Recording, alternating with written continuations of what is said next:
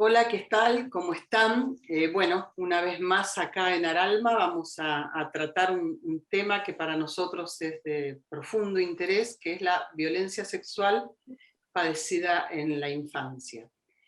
Eh, Ustedes saben, digo, porque yo siempre lo digo y todos los especialistas que invitamos, que nosotros lo consideramos de los crímenes más atroces que puede padecer un niño, una niña o un adolescente, y que no solo arrasa su cuerpo, sino también su subjetividad.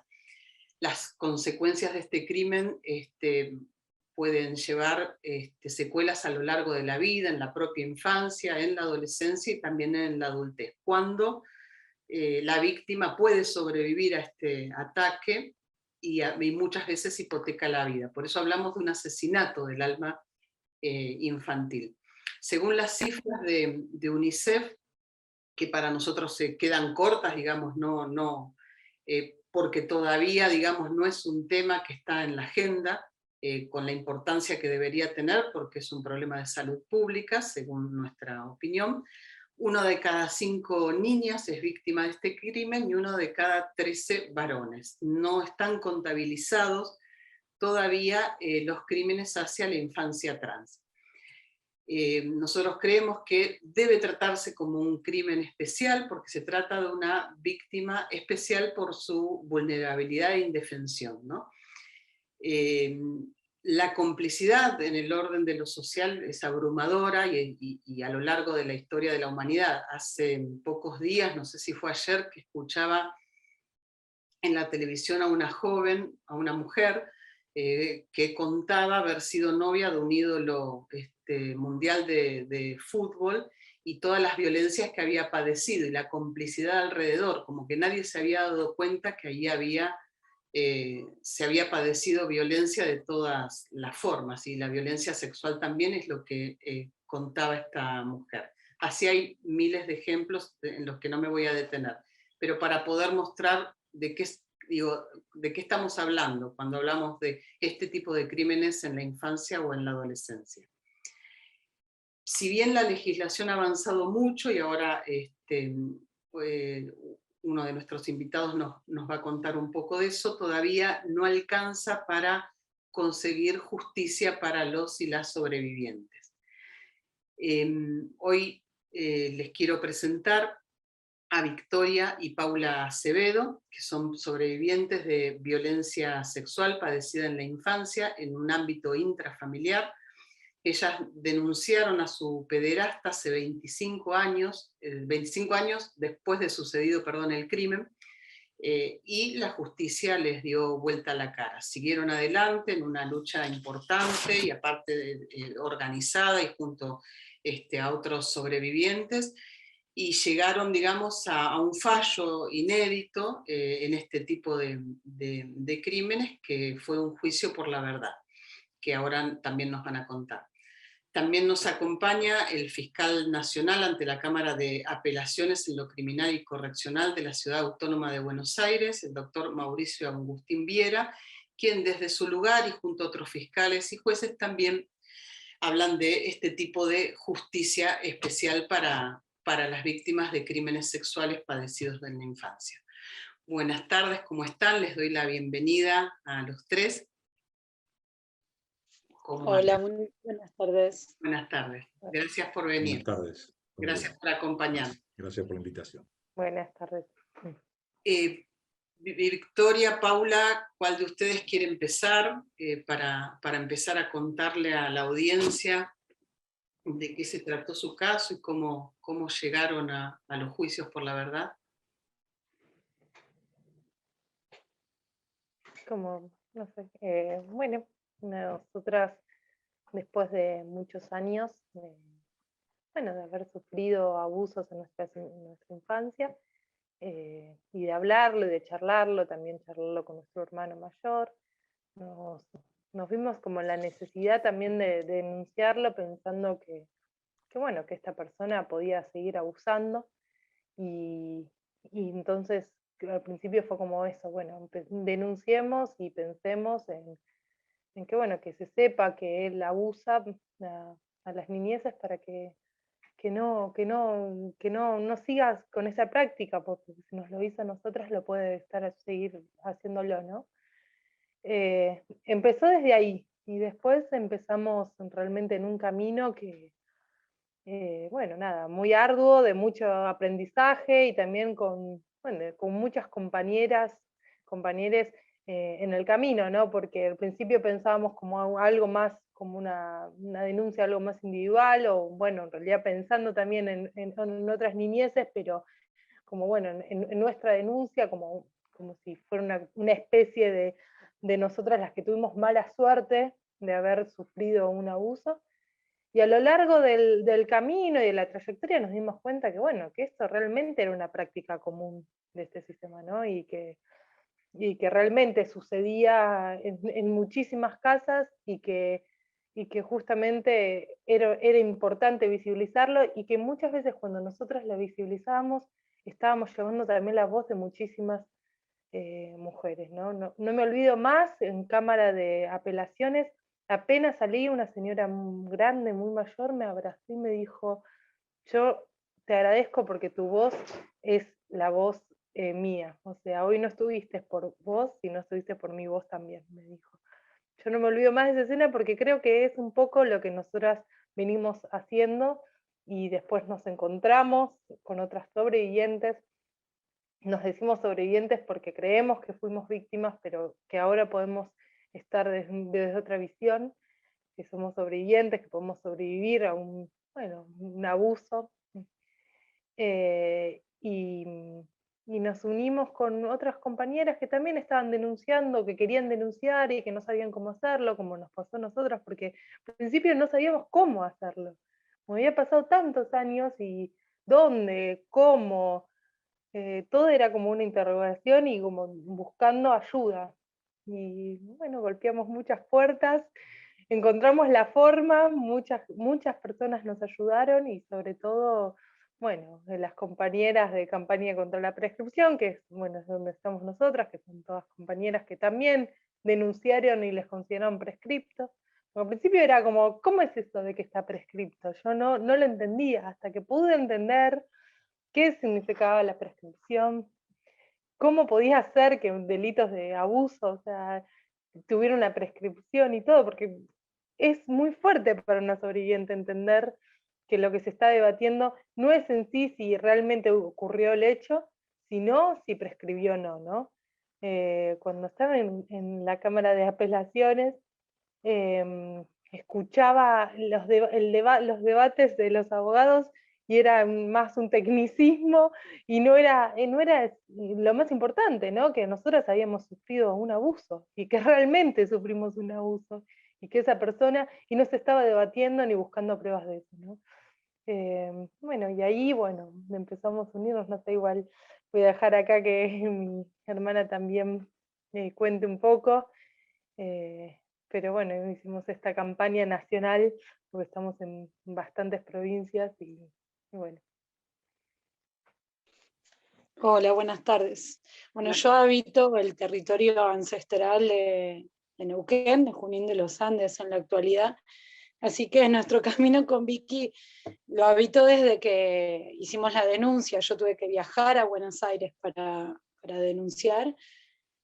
Nuestro móvil en primer lugar no era denunciar, porque como bien decía mi hermana, nosotras pensábamos en las infancias que podían llegar a estar en contacto con esta persona, porque a partir de las terapias que hicimos, que por suerte pudimos acceder a terapeutas que nos acompañaron y que nos dieron herramientas,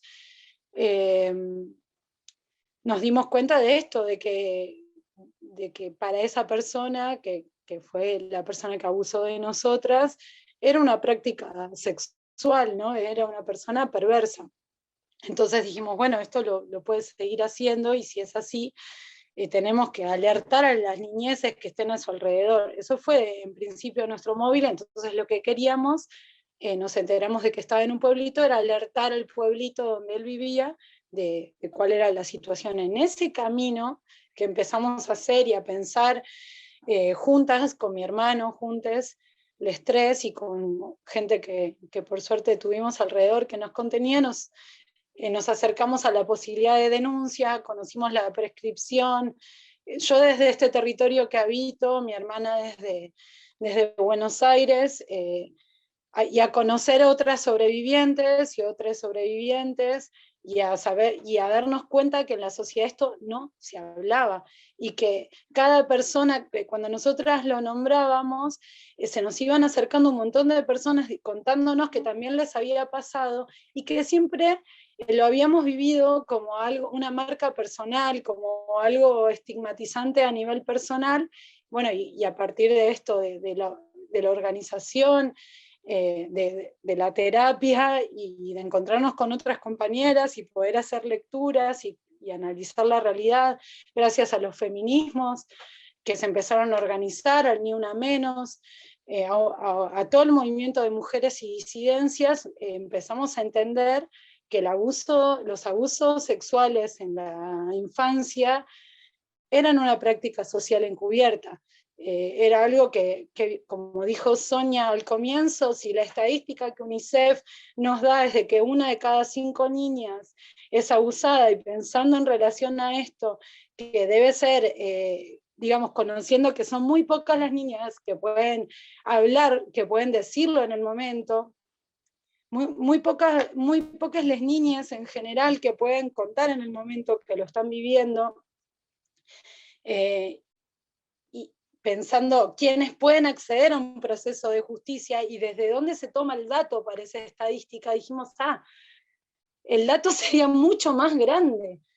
Y luego la vida nos lo va confirmando, porque en este camino que elegimos, de visibilizar las prácticas de abusos sexuales en las infancias, de denunciarlas y de buscar su erradicación, además de buscar la no prescripción de las causas de abuso, nos vamos encontrando con un montón de situaciones, y ambas somos docentes, y también nos encontramos como docentes acompañando niñeces que están sufriendo abuso, y es tan alta la estadística, si buscáramos la estadística real, y son tantas las marcas que nos dejan en nuestra subjetividad, como también decía Sonia en un principio.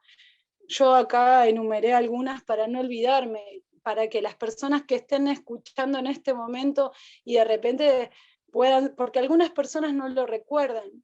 Tengo una amiga que se acaba de ir de acá, que me vino a acompañar porque estaba nerviosa yo por este momento, que lo recordó este año y tiene mi edad, tenemos 36 años.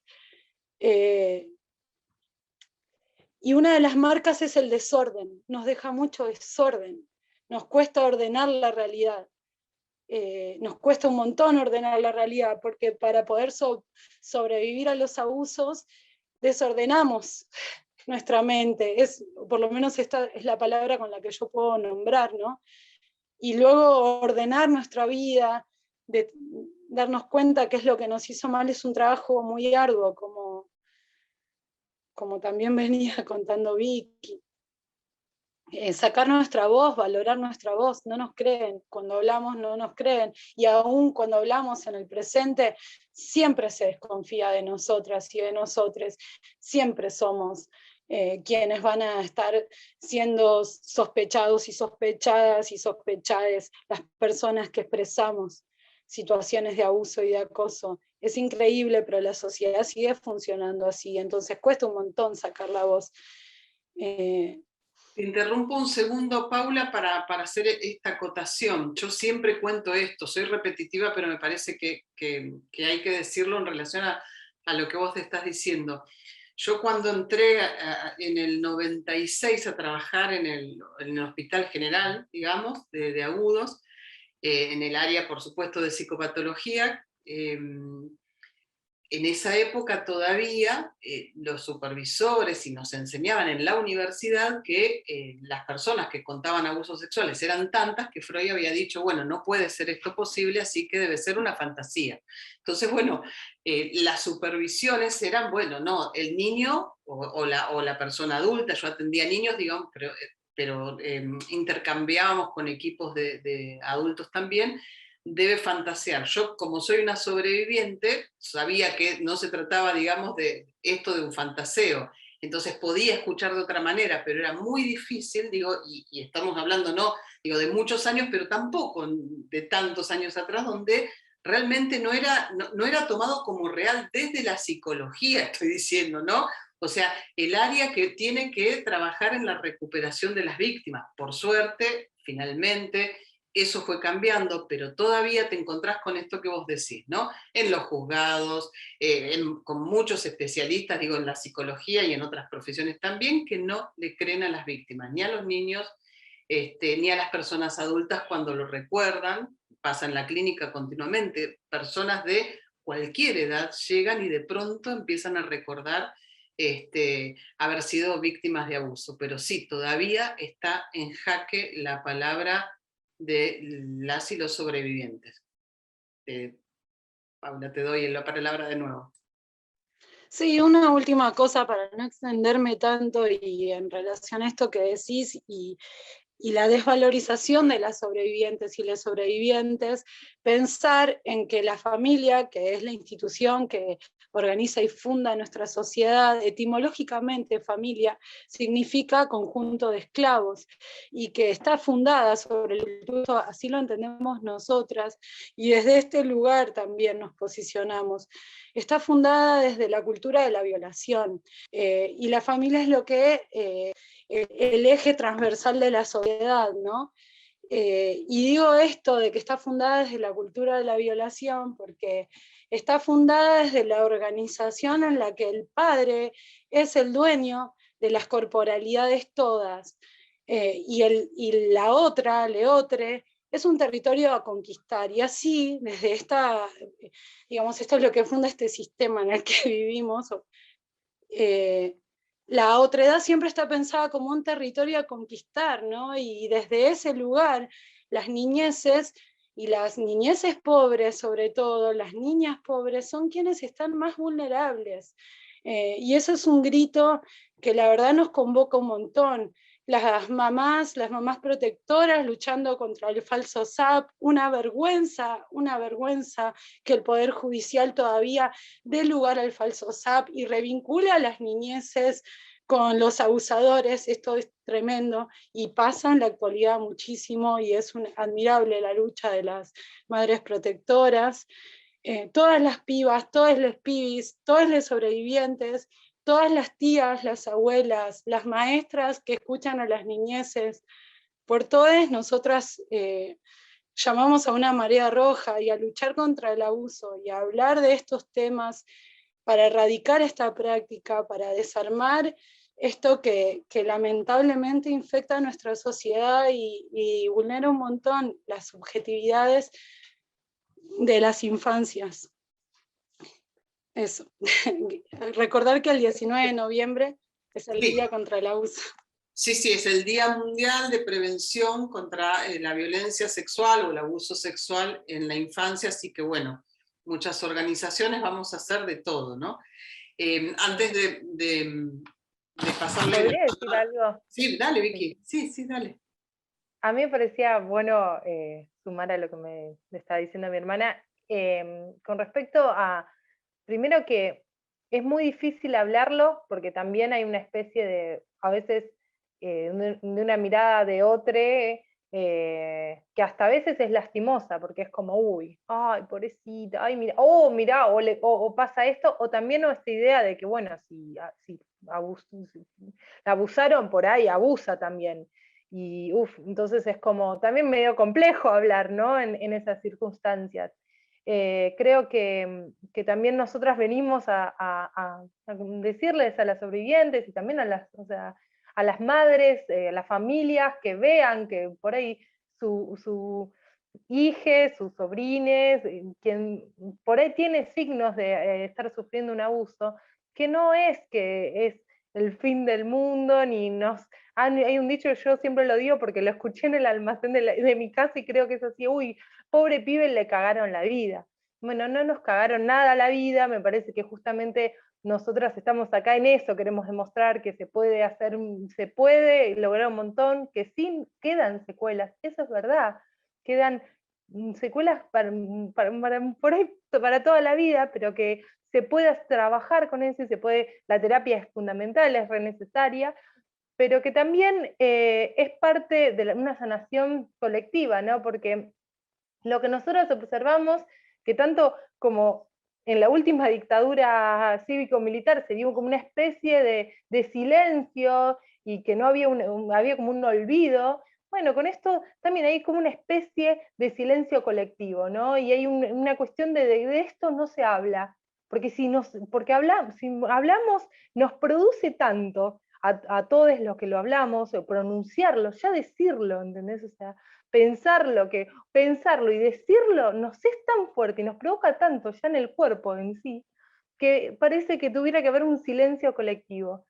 Y lo que tenemos que romper es ese silencio. Tenemos que empezar a hablar para que las niñeces lo único que se dediquen es a jugar y que puedan disfrutar.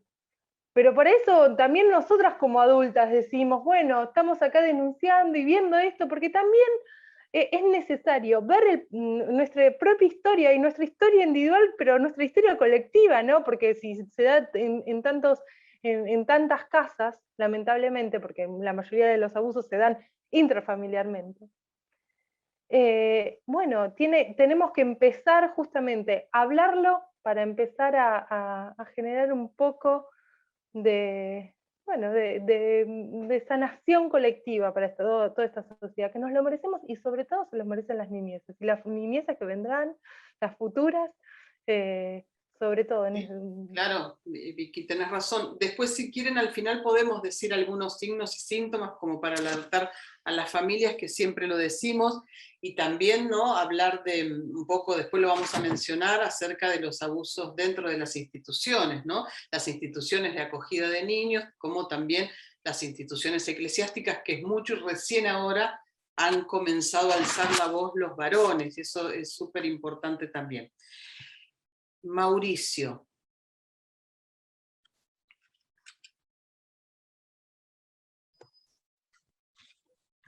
Sonia. Bueno, yo quería empezar con algunas aclaraciones de tipo legal para entender esta problemática de la prescripción que recién nos contaban Paula y Victoria. Primero, hay que aclarar para los no abogados, porque no se entiende que conforme la ley argentina, la acción penal, que es esa potestad que tiene el Estado para perseguir cierta conducta que es delictiva y, bueno, y luego sancionar a quien la comete, prescribe, es decir, se extingue en los casos de delitos de penas divisibles, lo que nosotros los penalistas llamamos pena divisible, o lo que la ley llama pena divisible, es la pena que es no perpetua, la pena que es no perpetua. Prescribe a en un tiempo máximo de 12 años, conforme lo viene estableciendo la ley. Eso obviamente en ausencia de, digamos, causales de suspensión o de interrupción, y se cuenta a partir desde la comisión del delito o del último acto interruptor, si es un delito, digamos, en el caso de permanente, cuando se termina de cometer, o si hubo un acto interruptor, esto que les decía, a partir de ahí. Esto era para todos los delitos. Esta fórmula de cómo contar el plazo de la prescripción era para todos los delitos. En el año 2011, ustedes recordarán, se sancionó la ley 26.705, que estableció especialmente para los casos de delitos contra la integridad sexual de menores, que la prescripción recién empezara a correr a partir de que el menor adquiriera la mayoría de edad, es decir, hoy a partir de los 18 años de edad. Luego de esta modificación, ya en el año 2015 aparece la ley 27.206, que reforma el artículo 67. Esta reforma va aún más allá y establece que la prescripción, o sea, esta forma de extinguir la acción penal, empieza a correr recién cuando digamos, esa víctima, que era menor, cumple los 18 años de edad y denuncia.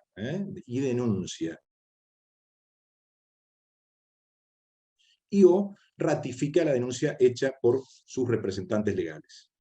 De manera tal que no se cuenta a partir de los 18 años, sino que se cuenta a partir de que hace la denuncia. En el caso de Paula y Vicky, recién se contaría a partir de que ellas hicieron la denuncia, si se aplicara esta ley, digamos, la modificación al artículo 67 del Código Penal que estableció esta ley, la 27.206.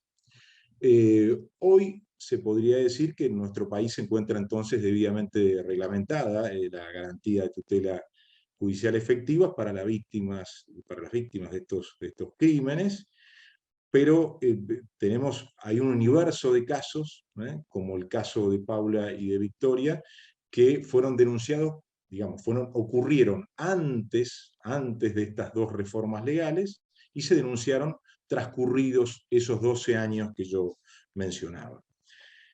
Hoy podría decir que hay una mayoría de jueces y de fiscales que entienden que esos casos como el de Paula y de Victoria, estarían prescriptos, es decir, el Estado no puede ejercer la acción penal allí, porque esas reformas se produjeron con posterioridad a la comisión de esos hechos, y de esta manera ven afectado el principio de legalidad, especialmente digamos, en lo que tiene que ver con la dimensión de la prohibición de aplicar la ley más gravosa retroactivamente. Hay otros grupos de jueces y juezas y fiscales que estimamos que no hay, digamos, una real afectación a ese principio, si se aplica la ley, digamos, la reforma que introdujo la ley 27.206. Esto, y, digamos, en el entendimiento, que es la posición que, digamos, nosotros venimos sosteniendo, desde mi fiscalía venimos sosteniendo,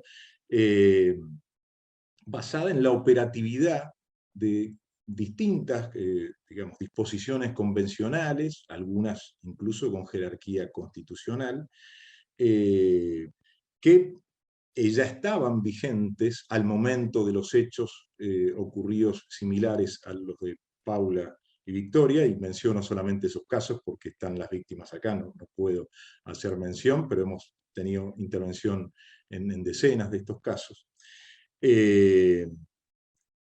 Convenciones como la Convención Americana de Derechos Humanos, que estaba ya vigente o forma parte de nuestro orden jurídico desde el año 1984, la Convención de los Derechos del Niño, que también ingresa a nuestro sistema jurídico en el año 1990, la Convención, por ejemplo, de Belén do Pará, para el caso si la víctima es niña, que está vigente o forma parte, digamos, de nuestro orden jurídico del año 1996. Todas estas convenciones consagran un derecho a la tutela judicial efectiva, especialmente de niñas y niños, en el caso de la Convención de los Derechos del Niño, y de mujeres víctimas de delitos, en especial en la Convención de Belén do Pará. Imponen, a nuestro juicio, un deber reforzado, estas convenciones, que decimos son, como bien se sabe, son superiores a las leyes. El derecho constitucional y convencional es superior a una ley, es norma, pero es norma superior. Establecen el deber reforzado, decía, de promover la investigación, el juzgamiento y eventualmente el castigo de los responsables por estos delitos. Y también, a nuestro juicio, entendemos que permite la adopción de una interpretación de las reglas relativas a la prescripción de la acción penal, que, siendo respetuosas también de las garantías y los principios en juego, priorice el interés superior del niño. Como usted bien sabe, está previsto en la Convención de los Derechos del Niño. Con esta interpretación que, reitero, venimos sosteniendo, y le decía, hemos intervenido en decenas de estos casos y tenemos vigente en la Corte, hemos presentado, debe haber unos 11 casos ya, y hemos presentado unos 13 recursos extraordinarios desde nuestra oficina, desde nuestra agencia, y hay unos 15 recursos de casación. de momento, la mayoría de los jueces no, digamos, vienen rechazando esta interpretación que, le decía, tenemos desde nuestra Fiscalía, que interviene también, o ha intervenido también, en el caso o los casos que damnificaron a Paula y a Victoria.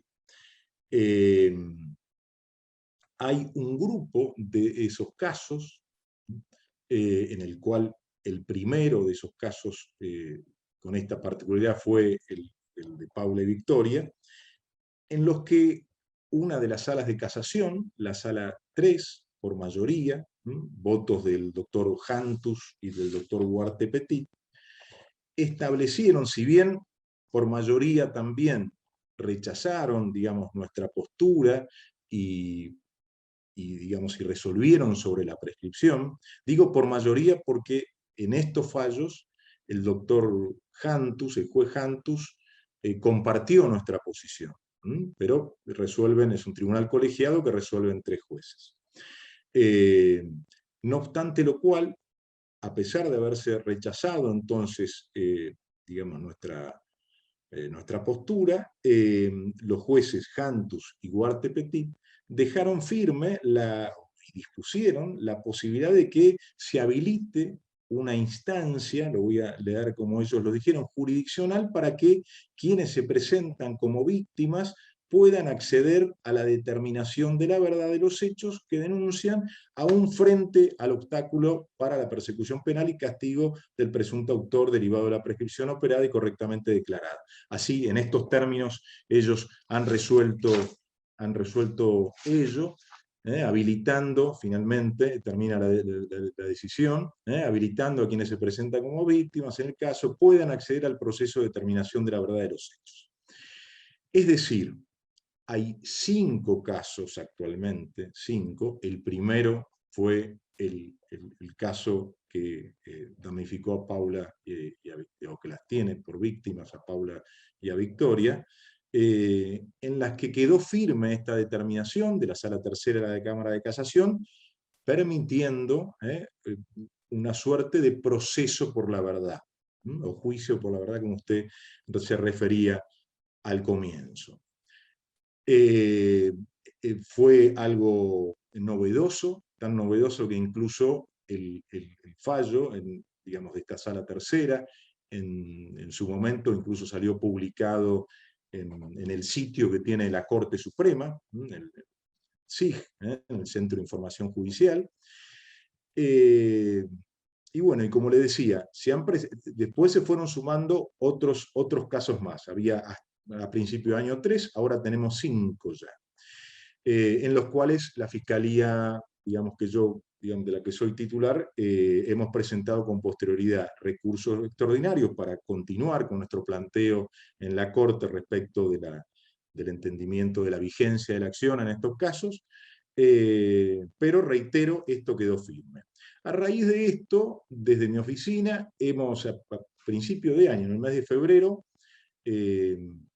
dadas distintas consultas que habíamos tenido, tanto incluso de fiscales, digamos, nuestra Fiscalía de Cámara trabaja con un grupo de fiscales de primera instancia respecto de cómo se harían estos procesos. Las mismas dudas que usted tenía y que mencionaba Sonia al comienzo, la tienen los operadores del sistema.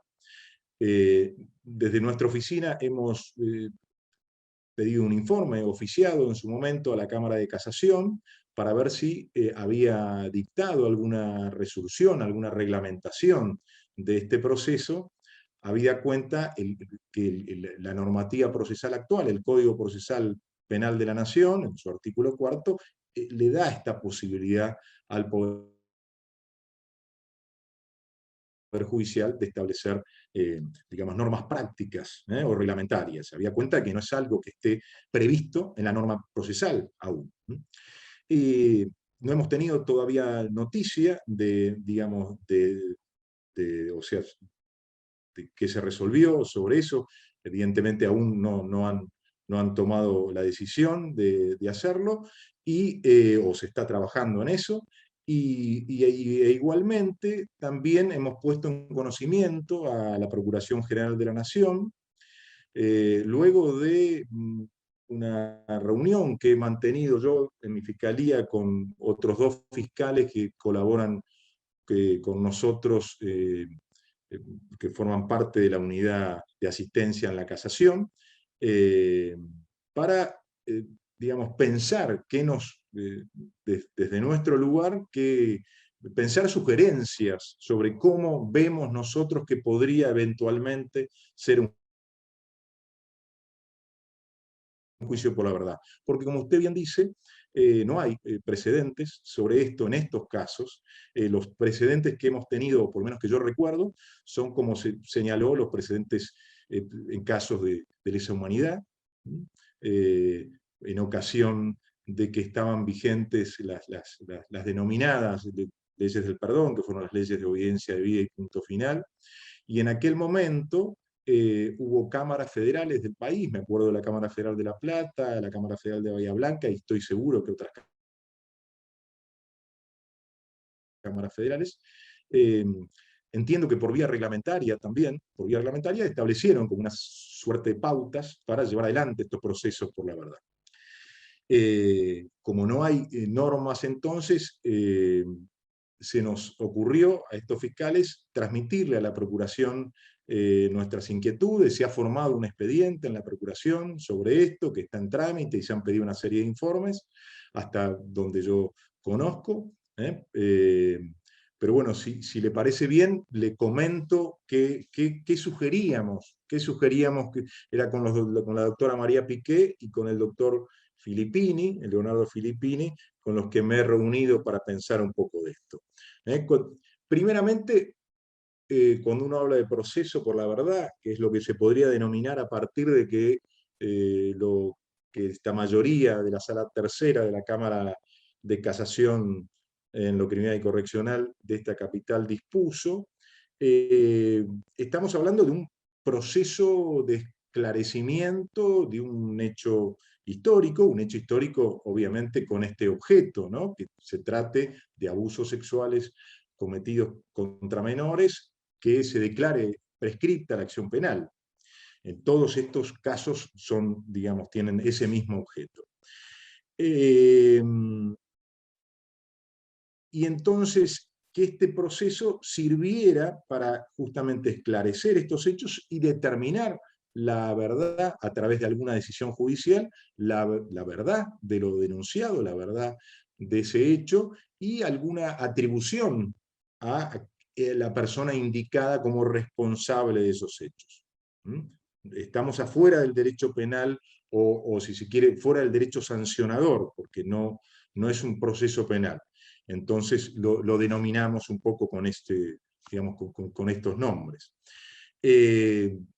Como características, que solo podría ser iniciado este proceso por la verdad por el impulso de la víctima o las víctimas, ya que ellas o él, porque tenemos algunos casos, la mayoría son casos víctimas mujeres, pero tenemos también algunos casos víctimas hombres, son las personas digamos, que tienen ese único interés y legitimidad para llevar adelante un proceso por la verdad. Así incluso lo han resuelto, hay algún pronunciamiento de la Cámara, digamos, en la que yo trabajo, la Cámara Criminal y Correccional, donde alguno de los jueces ha rechazado incluso algunas apelaciones para que, digamos, quede vigente digamos, fiscales que había entendido que sí estaba prescrito, pero tenía que seguir adelante el proceso por la verdad, y la víctima no instaba a ese proceso por la verdad, que el fiscal no tenía la potestad. Ya se ha reconocido que esta potestad, el derecho por la verdad, lo tiene la víctima, es de la víctima, es de la víctima. Entonces, por un lado, eso, que es de la víctima. La víctima tiene que iniciarlo, y no solo iniciarlo, sino que impulsarlo, tiene que estar presente impulsándolo durante todo ese proceso. Que podía iniciarse y luego tramitarse ante el juez o ante el fiscal. Digamos, ¿por qué? Porque entendíamos que supletoriamente, al no haber una reglamentación, más allá de la que se establezca como norma práctica, se podía aplicar digamos, en lo que corresponda, el Código Procesal Penal de la Nación. Entonces, como prevé también que la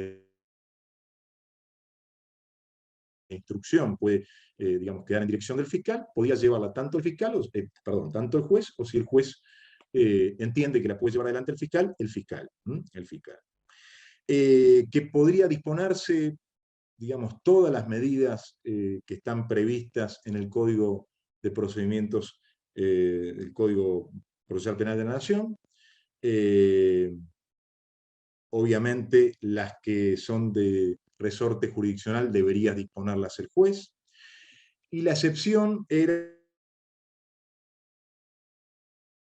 digamos, las medidas probatorias que obviamente requieran el consentimiento del imputado, o en su caso implican alguna injerencia física y no se cuente con ese consentimiento del imputado. Ello porque al tratarse un proceso por la verdad no se podría ejercer ningún tipo de coerción con el imputado como si se puede ejercer en un proceso penal.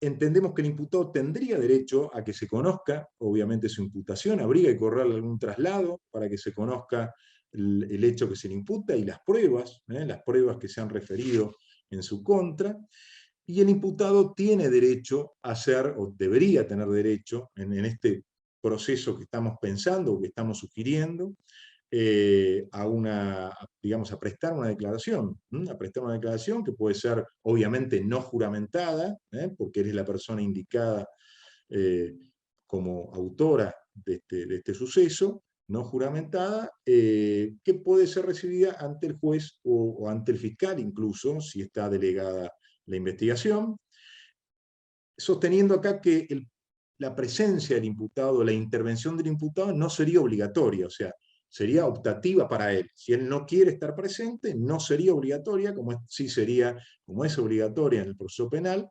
En este caso, no. Si él se le notifica de la imputación, se le notificaría de las pruebas, y si no quiere, digamos, si desea, es su derecho no estar, eso no detiene el proceso por la verdad. Por eso digo que no sería obligatorio. Finalizado entonces esa recolección de pruebas, con esas excepciones que planteamos, que se pueden hacer, pero, digamos, se podría recibir testimonios, pedir informes, realizar informes periciales incluso respecto de las víctimas, si prestaran conformidad y demás. Ahí la víctima o las víctimas, constituidas o no como creyentes, podrían ser creyentes o no, podrían ser solo víctimas, y el fiscal expresará, entendemos por escrito, las conclusiones que entiende que resultan de todo lo actuado, de esas evidencias, y especialmente si consideran finalmente, si consideran ambas, tanto la víctima como el fiscal, consideran finalmente atribuido ese hecho que se consideran o no como probado, si lo consideran atribuido a esa persona digamos, a la que se imputa. Entonces, por un lado, si lo consideran, digamos, probado, y por otro lado, si lo consideran atribuido a esa persona. Ese dictamen conclusivo, que lo habíamos pensado acá, no importa, de la forma de un requerimiento de elevación a juicio, o con esas formalidades, luego pasa al juzgado, si es que digamos, este proceso por la verdad estaba ocurriendo en la fiscalía, o si le corrieron traslado a las partes. Bueno, ahí llega el momento en que el juez debe emitir su resolución, teniendo en cuenta entonces todas esas evidencias, lo opinado por la víctima, lo opinado en ese informe final, lo opinado por el fiscal y demás, declara entonces, valorando todas las evidencias conforme a las reglas de sana crítica y demás, teniendo en cuenta también, si es que lo hay, el descargo del imputado, sí, finalmente entonces lo considera aprobado y atribuido a esta persona que se ha indicado como el responsable, como el autor. También habíamos pensado cierta formalidad parecida a un auto de elevación a juicio, sería esto en términos, digamos, para los abogados.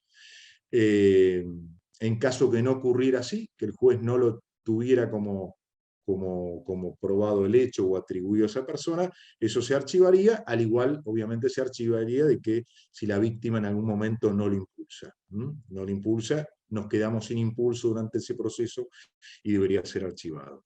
Estimamos que ese proceso incluso podría ser desarrollado en una primera instancia, no hace falta que sea en juicio, y no se preverían en principio Interrumpirlo para remedios. hacerle una pregunta. Disculpen, Mauricio. Sí, ¿Lo sí, puedo claro. interrumpir? Claro, Que la claro. víctima no lo impulsa, ¿qué significaría? Que la víctima, por ejemplo, no continúa, manifiesta que desea no continuar, por las razones, siendo un derecho de la víctima el derecho a la verdad, la víctima no deseara no continuar, o, por ejemplo, no presentara esta conclusión final. Esto pareciera que no le permitiría al juez hacer una declaración sobre la verdad de los hechos si la víctima no tiene interés. En el sentido de esto siempre salvaguardando el derecho de la víctima, considerando a la víctima, digamos, como titular de este derecho y impulsora de este proceso. Sería eso, que la víctima no lo impulse.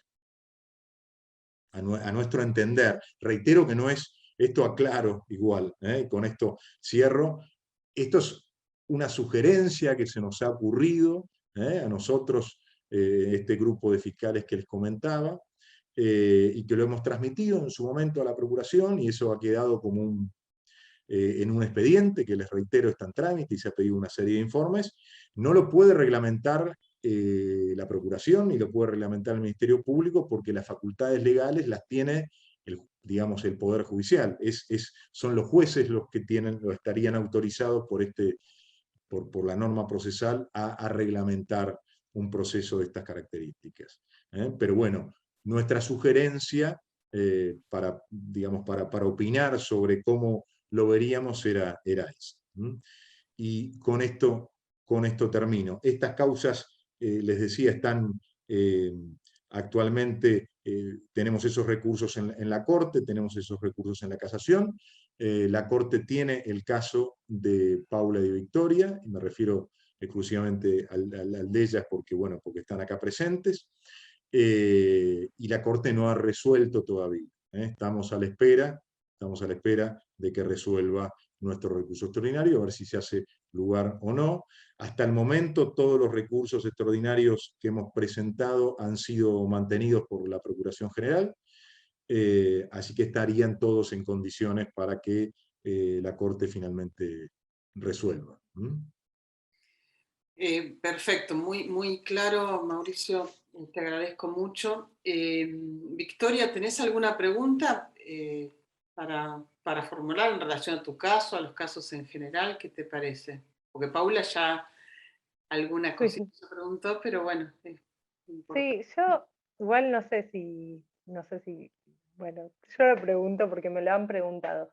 Tengo compañeras que por ahí bueno, quienes abusaron de ellas, y esto de paso lo digo, nosotras antes decíamos siempre nuestros abusadores, ahora nos los sacamos, ya no son más nuestros, así que decimos quienes han abusado de nosotras. Por ahí ya se murieron y pensaron que por ahí, o sea, esta posibilidad de los juicios por la verdad, le dan la oportunidad de igual llevar un proceso. Ya que estamos acá, te pregunto a ver si por ahí es así, si es posible que, no sé, como mis compañeras, que ya quienes han abusado de ellas ya están fallecidos, igual pueden llegar a acceder a un proceso. Si se sabe o si, bueno, nada, es algo. eh, y bueno, y agradecerte muchísimo por todo el trabajo y porque te tomes el compromiso bueno, el compromiso de hacer tu labor, porque realmente para nosotras, que la justicia nos haya escuchado, nos haya dado un lugar, fue re importante, o sea, fue parte de la sanación, digamos, porque más allá de que todavía, bueno, el juicio por la verdad está ahí como un poco trabado, en mis palabras, y que todavía no conseguimos la no prescripción, y que realmente nosotros pensamos que igual los abusadores tienen que estar presos, porque justamente es la única forma de que estemos resguardados de ellos. Nada, la verdad que nos hayan dado un lugar fue muy importante para nosotros. Gracias, Victoria. Por un lado, te contesto lo primero. Respecto, si el imputado de este delito, de cualquier delito, digamos, ha fallecido, esa es una de las, digamos, primeras causales de extinción de la acción penal, de manera tal que si uno denuncia un delito contra una persona fallecida, se va a extinguir la acción penal comprobándose, digamos, ese fallecimiento, en este caso y en cualquiera. Respecto de los juicios por la verdad en estos casos, yo, digamos, los únicos casos, el juicio por la verdad no está legislado, ni siquiera, como les decía, está reglamentado. Hay exclusivamente, de momento, 5 sentencias, que son esas 5 sentencias que les mencionaba, que una es la del caso de ustedes, en las que los jueces dispusieron, y esa parte de la sentencia quedó firme, habilitaron la realización de un proceso por la verdad. Esos 5 casos y ninguno más. De esa decena, o esas decenas que yo te mencionaba de casos, o sea, en la gran mayoría, fíjate, estoy hablando de decenas de casos, en este caso este universo se reduce a 5, no se les dio la posibilidad, no se habilitó la posibilidad de juicio por la verdad. Así que los únicos casos que están habilitados son el de ustedes y el de 4 casos más, y no está reglamentado. Así que no podría decir de eventualmente, si la legislación avanza y en algún momento se habilitara esa posibilidad, se verá. Pero no puedo contestarte esto por fuera de esos 5 casos que conforman el universo, que son los únicos 5 casos habilitados por los jueces para llevar estos procesos. Clarísimo, sí, y gracias que Victoria preguntó esto, porque a Aralma nos habían llegado muchas preguntas, como contaba al principio, bueno, primero de qué se tratan los juicios por la verdad, pero también si el pederasta había fallecido, como si se podía llegar a hacer un juicio por la verdad o no. Quiero contarles, digamos, a todos que desde Aralma impulsamos un movimiento derecho al tiempo, donde tratamos de que se legisle una nueva ley de imprescriptibilidad. Porque si bien apoyamos, digamos, la posibilidad de que por lo menos hasta que se haga un juicio por la verdad, para parar de alguna manera, digo, que sea tope para los criminales, no nos alcanza, digamos, como justicia, y como decían las chicas, ¿no? Los criminales deberían estar donde tienen que estar. Así que bueno, estamos trabajando en eso con un montón de organizaciones, y bueno, seguiremos haciéndolo para ver si logramos una ley, que es muy complejo de hacer, porque bueno, lo que es imprescriptible es lesa humanidad. Entonces bueno, estamos tratando ahí de lograr la concientización y la visibilización necesaria como para dar ese salto legislativo que parece a veces imposible.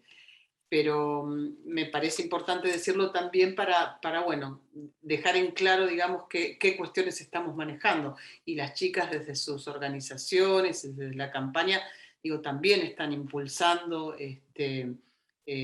cambios de este estilo, así que es importante mencionarlo. Me imagino que va a haber un montón de respuestas, de preguntas y respuestas que aparecerán después, digamos, cuando aparezca en las redes, y bueno, que nos escriban, pero bueno, me parece que para poder contar de qué se trataba esto, que es tan inédito en la justicia en relación a los crímenes padecidos en la infancia, creo que llegamos a una buena conclusión. Contarles, si les parece, chicas, para las familias, ¿no? Lo que habíamos dicho hace un rato, como para cerrar, poder contar algunos de los signos y síntomas que demuestran los niños. Yo siempre cuento que los niños siempre cuentan la verdad aunque mientan, ¿no? Hay una forma de decir de los niños, y en esto nunca mienten. Un niño nunca miente acerca de haber padecido violencia sexual, así que hay que tener muchísimo cuidado, las orejas muy abiertas, los ojos muy abiertos también, para ver los cambios de conducta. Los chicos que a lo mejor son más introvertidos de pronto comienzan a mostrar conductas más disruptivas, que se ponen como más maníacos. Aquellos que son más sociales a lo mejor se ponen un poco más tímidos, más metidos para adentro. Problemas, digamos, académicos, en la escuela empieza a haber algunas dificultades para aprender, para tener concentración, para poder estar hasta sentado a veces. Enuresis, que es hacerse pis en la cama, encopresis, que se le escapa un poco la caca. A veces, bueno, hasta he visto hasta mutismo selectivo, dejar de hablar directamente, o comunicarse con muy poquitas personas, que eso es el mutismo selectivo, a veces solo una persona, problemas para dormir, problemas para comer. Después en la adolescencia, bueno, diferentes conductas complejas, digamos, sexuales, como una compulsión, masturbación también compulsiva en niños pequeños, conductas totalmente inapropiadas para la edad, que un niño no debería conocer, y una tristeza infinita, de esas que a veces queda como enmascarada en esto que yo nombro como disrupción. Digo, como para decir algunos signos y síntomas, son muchos. Es muy importante acudir a un profesional especializado que pueda hacer un diagnóstico claro, contundente y como tenga que ser, y para, bueno, descartar otro tipo de cuestiones. Lo que trae el abuso sexual en la infancia, especialmente, es que es un crimen, pero que te enferma mentalmente. Digamos, no es una patología per se, digo, un niño no tiene una patología, sino, bueno, hay alguien que comete un crimen sobre él y por ese crimen las secuelas son una patología mental y física que también puede ser, ¿no? Así que bueno, es muy importante estar con los ojos abiertos, no solo en la casa, también en las escuelas. Ustedes, chicas que aparte son docentes, es reinteresante, digo, porque bueno, ustedes tienen los ojos bien abiertos ahí y escuchan finito, digo, como hay que escuchar. Los chicos siempre quieren hablar y piden hablar con las maestras, o digo, en los merenderos, en los comedores, en las escuelas de música, en los clubes, siempre buscan algún referente con quien hablar y que pueda escuchar. A veces los adultos no están disponibles para escuchar porque viven situaciones de violencia o situaciones de diferentes desamparos. Realmente no están en condiciones de poder escuchar una realidad como esta. Pero sí hay otros adultos que sí. Entonces el niño va a ir buscando, ¿no?, alguien que lo pueda escuchar y pueda entender este problema que padece. Yo también siempre cuento que antes de ser psicóloga empecé a trabajar, a ayudar en realidad en un merendero en Moreno. Yo vengo me crié en Don Torcuato, provincia de Buenos Aires. Y en ese merendero yo iba a ayudar a la leche, las galletitas, iba a eso. Pero los chicos, como naturalmente se empezaron a acercar, primero uno, después otro, niños y niñas, digamos. Ahí no podría yo contar que había un género más preponderante que otro, a contar naturalmente casi lo que les pasaba en las casas, y eran abusos sexuales. Yo lo podía escuchar porque, como les conté, yo soy una sobreviviente, entonces, bueno, había pasado por eso y sabía de qué se trataba. Pero otros adultos, yo no era una adulta, era una adolescente, digo, pero otras personas ahí más grandes no podían escuchar esto porque o les había pasado y realmente lo tenían, ¿no?, como sepultado, como decimos en psicoanálisis, o directamente totalmente reprimido. Pero bueno, buscar ayuda en esos tiempos era totalmente imposible. Así que poder estar atento a estos signos y síntomas le salva la vida a un niño. Digo, esto hay que dejarlo, ¿no?, totalmente claro, le salva la mente. Entonces poder sacarlo de la casa donde, poder sacar al pederasta de la casa donde lo violenta cada día o cada noche, o sacarlo de la iglesia, o sacarlo del club o del colegio, como los pederastas seriales, que digo, yo participo en muchísimos juicios, ¿no?, orales también de pederastas seriales, que atacan a muchos chicos en jardines de infantes, en colegios, en clubes y por supuesto en iglesias. Así que bueno, los adultos estamos para proteger las infancias, digo, así que prestar atención a todo esto y denunciar la sospecha. Ya dejó hace tiempo, desde 2015, ¿no, Mauricio?, de ser un delito de acción privada para convertirse en público, o 2018 fue. 2018. 2018. 2018. Bueno, chicas, ¿quieren decir algo más para despedirnos? Yo una última cosita, me parece una herramienta re importante y necesaria, esta de los juicios por la verdad. Me parece muy interesante el camino, en el sentido de lo que venías planteando de los daños que ocasionan en las subjetividades de las infancias el abuso. Entender lo que es como un daño que lo podríamos pensar como una tortura, ¿no?, que te deja traumas como similares a los de la tortura. Entonces qué interesante que es esta herramienta de los juicios por la verdad, para llegar algún día, como también decías, a la no prescripción, para que todas las personas puedan denunciar cuando recuerden, cuando puedan expresarlo, cuando sea. Qué importante para nuestra sociedad en esta, considero y consideramos como colectivo Yo Sí Te Creo y como campaña contra la prescripción, que hay que hablar de esto, que hay que ponerlo en agenda, que es un debate social muy importante que nos debemos. Gracias, Paula. Victoria. Bueno, sí, bueno, nada, de lo que decías de los indicios, me parecía, yo siempre digo que es como, a veces pensamos que no hablan o que no lo dicen, y las niñeces lo dicen de otras formas, ¿no?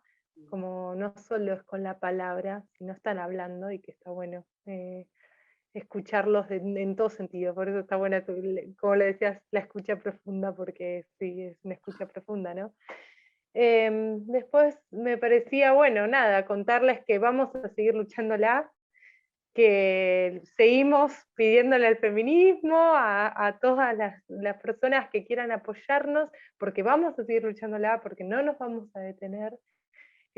Para nosotros no tiene que estar prescripta, no lo hacemos únicamente por nuestras causas, porque entendemos esto de la importancia de los precedentes también, y entonces entendemos que todas las causas son importantes. Es más, estamos intentando encontrarnos con otras sobrevivientes que sus causas están en la Corte Suprema, que si quieren comunicarse con nosotras, que nos pueden escribir, porque es importante esto, impulsarlo en conjunto, saber que esta lucha también, o sea, duele mucho en lo personal, porque nosotros entendemos que lo personal es política, pero no deja de doler, pero igualmente lo entendemos que acá lo importante es lo social y para todos y todas.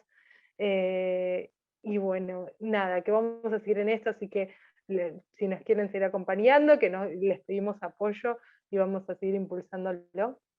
Y bueno, y después sumamente agradecerte a vos, ahora me quedó Sonia, y bueno, con Aralma, y qué bueno que ahora estén haciendo todo esto, bueno, que se estén juntando, que puedan estar pensando también la imprescriptibilidad, y que, o sea, cada uno desde sus espacios vamos a seguir luchando, y que esta lucha se suma inevitablemente en una, porque estamos todos en contra de lo mismo, y que no importa, nosotros decimos la marea roja, porque nosotros tenemos los colores rojos, con Yo Sí Te Creo, campaña contra la prescripción, también están los pañuelos amarillos, están otros colores también, pero que estamos todos, todas, todes Tal cual.